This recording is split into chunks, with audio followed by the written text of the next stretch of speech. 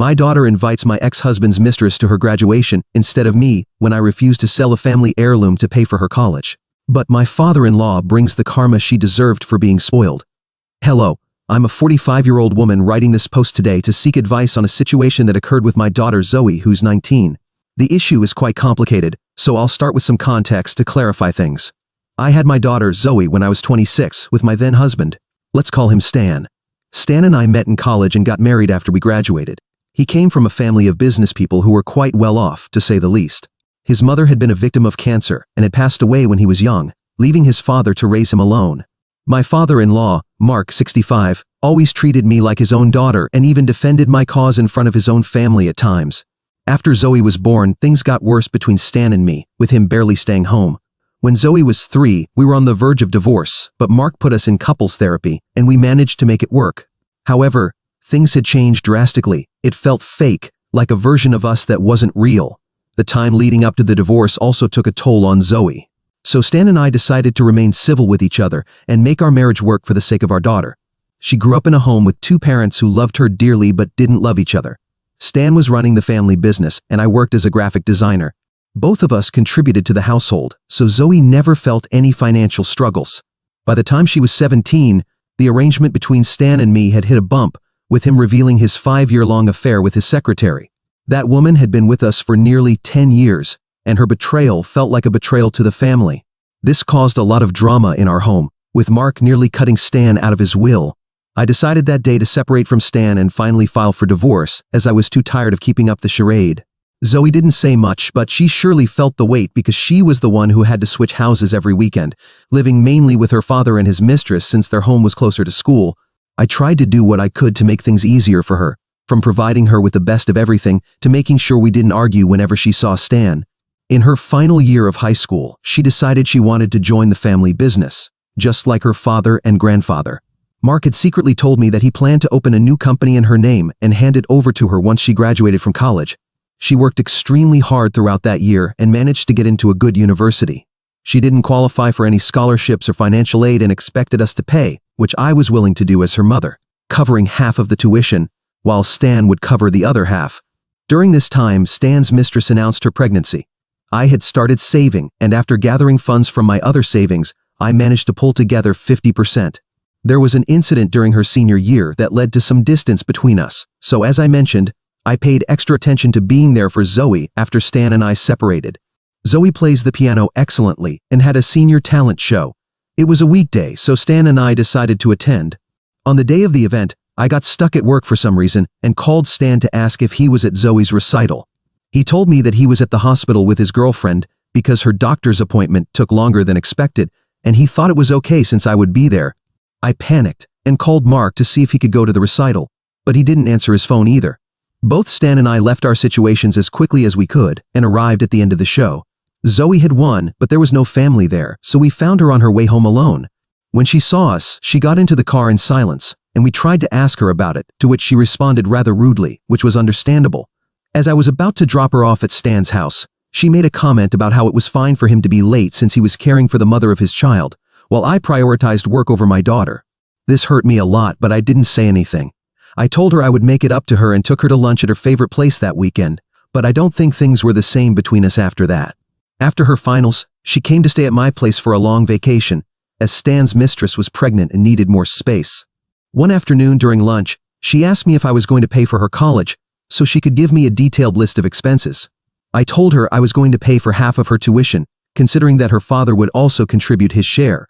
She said that with a new baby on the way, it was obvious her father wouldn't be able to pay such a large amount. This stressed me a bit, and I told Zoe I didn't have that kind of money and that it wasn't fair for Stan to practically ignore his first child just because he was having another. She responded that she was okay with her father not being able to pay and that she had no resentment toward him or his girlfriend. She practically begged me to find a way to help her pay, or she'd have to take out a student loan. I suggested that a loan was a good idea, but she got upset and left. I think she expected me to pay for everything instead of her taking out a loan. I thought I should give her the space she needed and didn't initiate a conversation with her for the rest of the day. The next morning, Zoe was gone, so I called her and learned she was with a friend and would be back soon. She returned around lunchtime, looking very excited. When she approached me, I asked her the reason for her excitement, and she proceeded to place a necklace on the table. The necklace she laid down was a blue sapphire necklace that belonged to my late mother. We weren't wealthy, not even well off when I was growing up, and this fairly expensive necklace, which had been passed down in our family since my great-great-grandmother, was considered a good luck charm. I asked Zoe where she found the necklace, and she said it was in the attic with my mom's other things. She said she had a friend check the necklace and realized it was worth a lot. She then said that she could now pay her tuition in full by selling this necklace. I was shocked by her statement because this was something that had been passed down to me and had been in my family for generations. It seemed strange that my own daughter, who would inherit this in the future, would want to sell it when it wasn't even necessary. I looked at Zoe, seeing how excited she was. But I decided to break her enthusiasm by telling her there was no way I was selling this family heirloom, as it held sentimental value.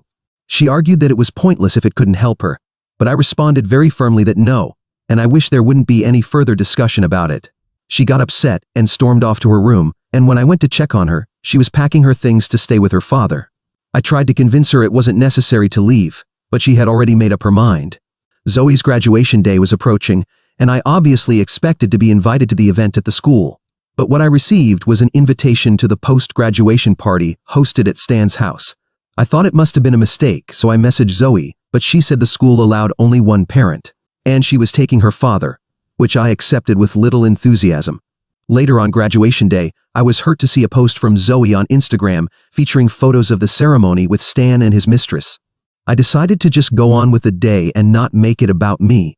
The graduation party was very ordinary, as if nothing had happened. Mark came to comfort me for not being invited to the graduation ceremony, but I dismissed it, saying I was sick and couldn't attend. When it came time for the speech, Zoe took center stage and began thanking everyone. She talked about how her future stepmother was a good luck charm and the reason for her success. She continued talking about Stan and his new family, and I thought she might mention me. But the speech ended without any mention of me. I was devastated by this, and Mark could see on my face how upset I was.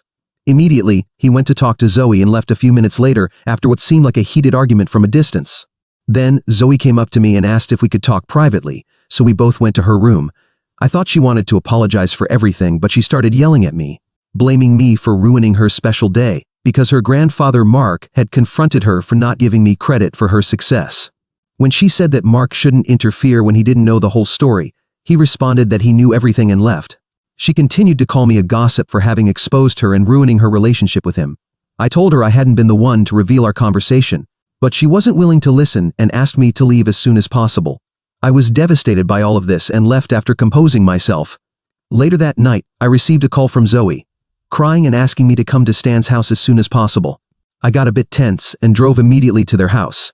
I arrived and saw Stan, his mistress, and Mark sitting on the couch with Zoe standing beside them in tears.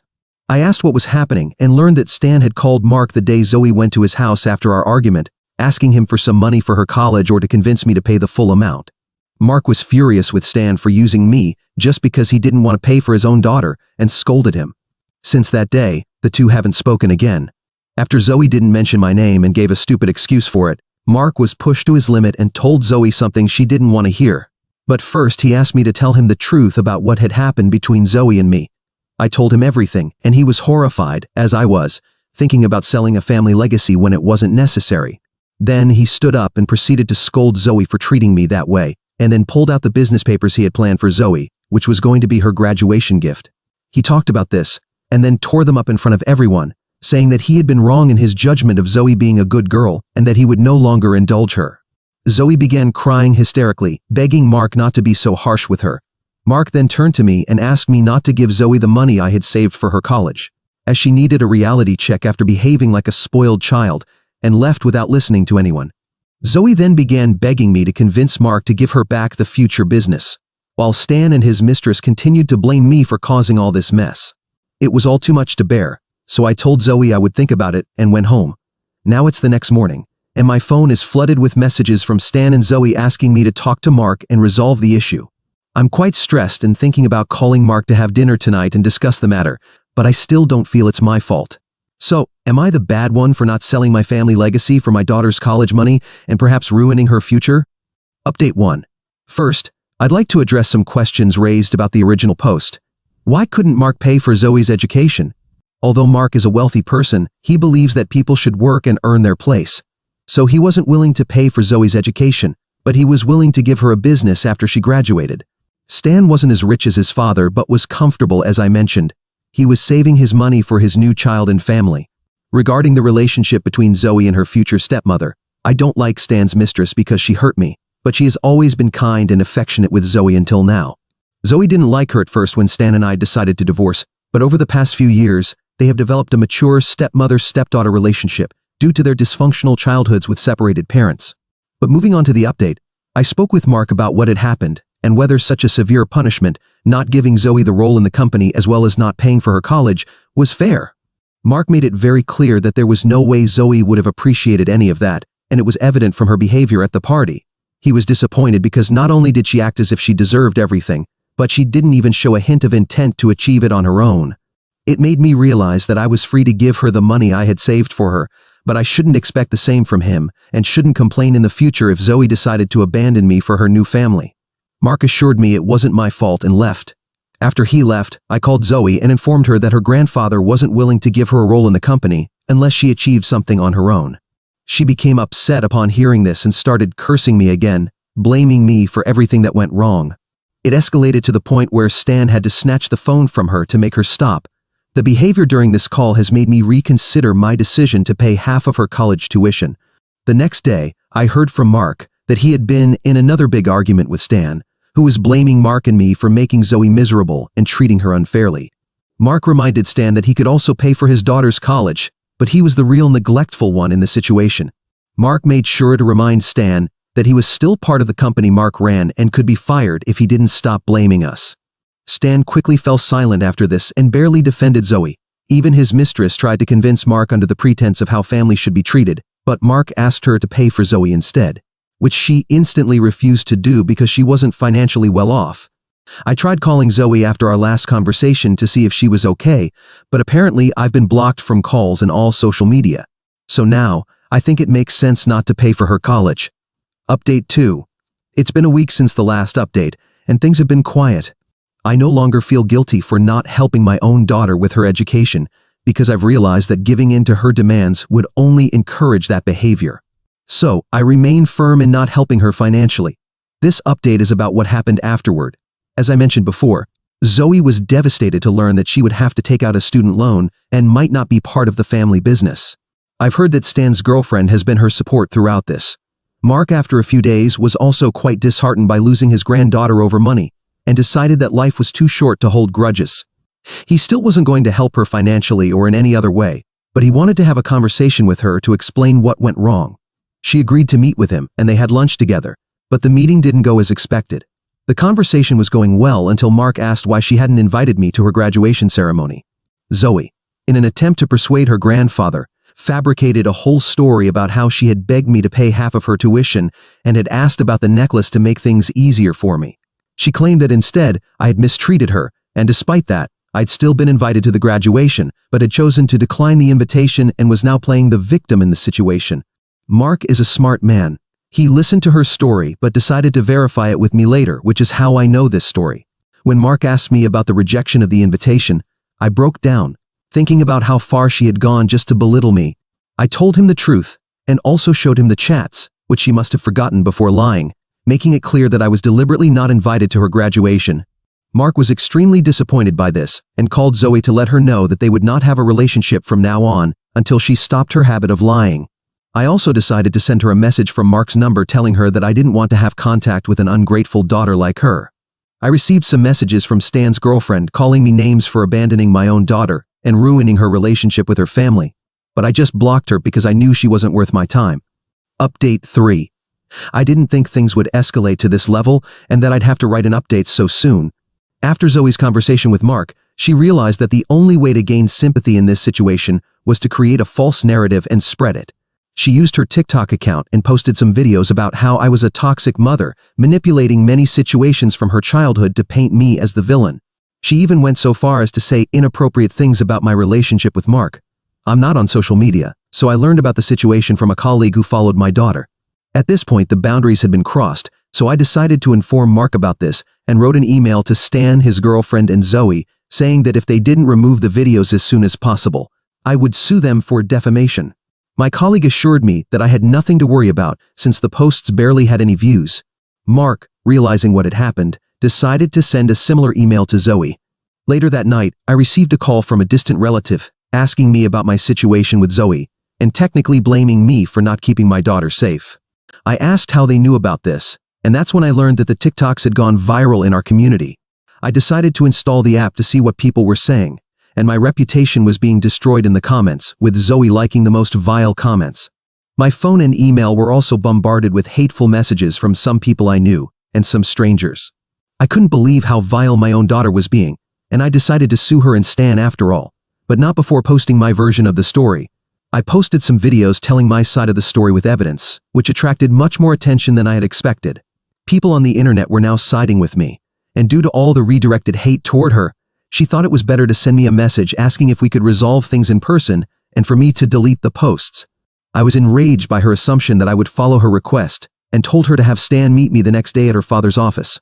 Mark and I had talked throughout this and decided that we would sue Zoe and Stan, as her guardian, for defamation, since we had suffered enough, and all this negative tension was also affecting Mark's business. The next day, Stan showed up with Zoe at Mark's office. Mark had his lawyer by his side and told Stan and Zoe that we were going to sue them both for defamation. Zoe went crazy at the prospect of actually going to court over her insignificant videos and immediately deleted the TikToks she had posted, hoping to erase the evidence. But when Mark showed her screenshots of the videos, she began crying crocodile tears, begging him not to do this and not to ruin her future. Stan even tried to shame me into withdrawing the case, but I asked him not to interfere, especially since he hadn't stopped the fiasco in the first place. Honestly, this has been extremely exhausting, and coming from your own daughter is even more devastating. So, I've decided to stay off social media for a while, and will read the comments when I return from my internet break. Update 4. I'm writing this update after a few months, since the last time a lot has happened, especially with Zoe. Since this happened right before a long weekend, we decided to file the case the following Monday. On Saturday, I received a call from Mark asking me to come to Stan's house immediately. I rushed over there, and what had happened was nothing short of terrifying. After the last time we spoke with Stan and Zoe about the case, they both went home and had a heated argument. This affected Stan's girlfriend's health, who had to be taken to the hospital due to difficulty breathing. She and the baby were safe, and after a checkup, she returned home. Zoe felt guilty for putting her health at risk, so she tried to apologize to her but ended up in a very nasty fight with Stan's girlfriend. Stan's girlfriend asked Zoe to give her some space, but Zoe wanted to hear that her apology had been accepted and kept bothering her. This led to her getting very upset, and things got out of control. Before Stan could intervene, the fight became physical, with Zoe pushing Stan's girlfriend in anger. Fortunately, Stan intervened. Realizing what she had done, Zoe ran to her room crying. She came down a few hours later and was surprised to see us all there. She knew this was because of what she had done and immediately apologized to Stan's girlfriend, admitting that her behavior was inexcusable. Stan then spoke and asked her to leave his house as soon as possible, as he still considered her a threat to his pregnant partner and their unborn child. Zoe tried to apologize again, only for Stan's girlfriend to make it clear that this was the only option being given to her. Seeing what Zoe had done, she had brought this upon herself. Mark offered Zoe to stay with him for the time being, which she accepted since she had no other option. After Zoe went to pack her things, Stan began to cry and asked his father to withdraw the case we were planning to file. He mentioned that he didn't want to get into legal trouble and would like to disassociate himself from Zoe if that was the price of his freedom. Both Mark and I looked at each other in shock and waited for Stan's girlfriend to say something. All she said was that none of this was their fault, and she completely agreed with Stan. Mark didn't respond to Stan after this and left with Zoe once she came downstairs. The next day, I received an apology message from Mark's number. It was Zoe. She said her grandfather had told her everything about how her father wanted to disinherit her, and she realized too late that I was the only parent who truly cared about her. I didn't forgive her. That night, I called Mark, and we both concluded that moving forward with the defamation case against Zoe wasn't a good idea, as it wasn't worth all this stress. We decided to let Zoe go on one condition. She had to publicly apologize on all social media platforms to Mark and me, to which she agreed immediately. In the post, she also declared that she was cutting off all contact with her father and his girlfriend. Stan, realizing that the case had been withdrawn, tried to call Zoe hoping to apologize for suggesting the idea of disinheritance. But Zoe, instead of tolerating it, let out all her anger and told him everything, From how he had deceived her, to how he had abandoned her. He had nothing to say after that, and their relationship ended. She came by my house before leaving and profusely apologized for everything that had happened. I told her I couldn't forgive her because our relationship had been through too much. Currently, Zoe has found a job near her university campus and is going to therapy for her mental health issues. I haven't been in much contact with her. Mark also talks to her only occasionally. Update 5. Well, I have news for all of you, if you're still interested in my story. If not, this will be my last update. Mark has finally decided to remove Stan from the company. He told me this a few days ago when we met for lunch. He informed me that he took his time finding a suitable replacement for Stan's position, and seems to have found the right replacement for his son. After careful evaluation, Mark decided to promote someone who was already working in the company in a lower position than Stan's. This employee has proven to be highly competent and has been prepared to take on greater responsibilities. Mark believes this change will benefit the company in the long run as well, so it's not just to teach Stan a lesson or anything like that. The official announcement will be made at the end of the month, and I'm not sure how Stan will react. Knowing the situation, I don't think he will take this change well. However, Mark thinks it's the best for the company and his family because he feels he raised a son with entitlement instead of a leader who could take the company forward. Update 6. I'm back to update on Stan's reaction, as many have asked me to do so in the comments. The news that Mark had decided to remove Stan from the company was a devastating blow to him. Since Mark communicated the decision, Stan has been in a kind of downward spiral. At first, his reaction was one of disbelief and anger. He felt it was unfair to be stripped of his position at such a crucial time, just when he was about to become a father.